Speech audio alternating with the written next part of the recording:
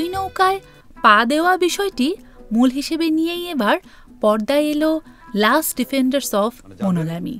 OTT platform Chorki চাঁদ রাতে নিয়ে এসেছে এই অরিজিনাল ফিল্ম। ঘরানা হিসেবে বলা হয়েছে কমেডি ফ্যামিলি রোম্যান্স। ৮৪ মিনিট দৈর্ঘ্যের ছবিটির পরিচালক মুস্তফা সরওয়ার ফারুকী। পরিচালকের এই নামটি ছবিটির ব্যাপারে কোনো দর্শককে আগ্রহী করে তুলতে যথেষ্ট। ১, ২, ৩ ঢাকায় জমি জিতে নিন ১০০% ক্যাশব্যাক সহ ২০ কোটি টাকার পুরস্কার। ছবিটির গল্প সম্পর্কে চরকি লিখেছে স্ত্রী সন্তান নিয়ে সুখী শাফকাত মনোগামী দর্শনে বিশ্বাসী মানুষ। তার অফিসে তরুণী কপিরাইটার লামিয়া যোগ দেওয়ার পরই শাফকাতের দর্শন ও প্রবৃত্তির দ্বন্দ্ব শুরু হয়। এ থেকেই বোঝা যায় মানুষের সঙ্গে মানুষের সম্পর্ক আর এর ধরন নিয়েই এগিয়েছে সিনেমার গল্প। শুরুতে সব স্বাভাবিকই থাকে, ধীরে ধীরে শাফকাত ও লামিয়ার সম্পর্কের ঘনত্ব গাঢ় হতে থাকে। বয়সের পার্থক্যের কারণেই লামিয়া ও শাফকাতের ধ্যান ধারণায় এক ধরনের ব্যবধান দৃশ্যমান হয়। দুজনের জন্যই এটি আসলে দ্বিতীয় সম্পর্ক।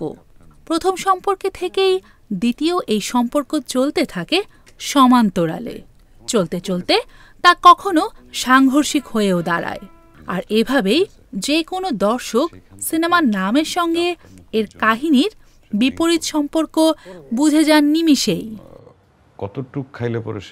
এই সিনেমার গল্প বানানো কিছু না। ঢাকা নামক মহানগরে যারা বসবাস করেন তারা কানে মুখে এই ধরনের ঘটনা প্রায়শই শুনে থাকেন। সাধারণত এমন ঘটনা গসিপের মূল উপকরণ হয় বাসস্থান বা কর্মস্থল, দুই জায়গাতেই।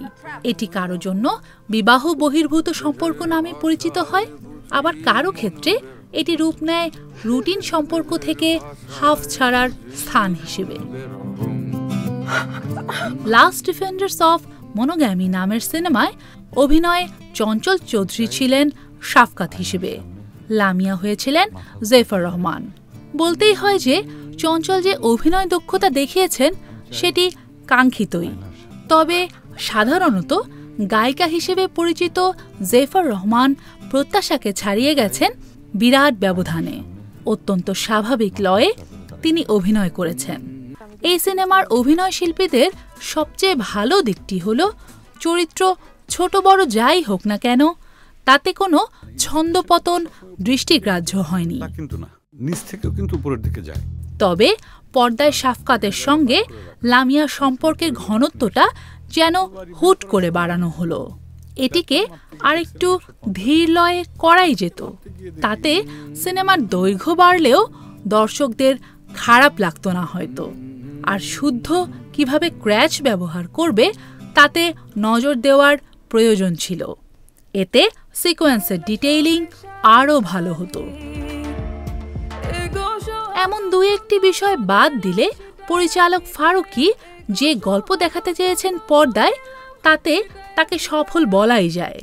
তিনি কোনো পক্ষ নেননি, কোনো দিকে ঝুঁকেও যাননি। দ্বিতীয় সম্পর্কে জড়ানো মানুষের অপরাধবোধকে যেমন ফুটিয়ে তুলেছেন, তেমনি প্রবৃত্তির প্রবলতাকেও এড়িয়ে যাননি। সব মিলিয়ে লাস্ট ডিফেন্ডার্স অফ মনোগ্যামি কোনো অভূতপূর্ব গল্প নয়, উল্টো বড্ড চেনা শোনা। তবে এই সিনেমা দেখতে বসলে বিরক্তির উৎপাদন খুব একটা হয় না। শেষটায় এসে আপনার মনে এক ধরনের মায়ার অনুভূতিই জন্মাবে। সেই মায়া সততা অসততার বোধকে একপাশে সরিয়ে একজন মানুষের চোখের জলকে প্রাধান্য দেয় বেশি। সেই অশ্রু গ্লিসারিনজাত নয় অবশ্যই, বরং তাতে দুঃখ ও বিষাদেরা জলকেলি করে অস্থির চিত্তে। Morsheda Sharmin, independent digital.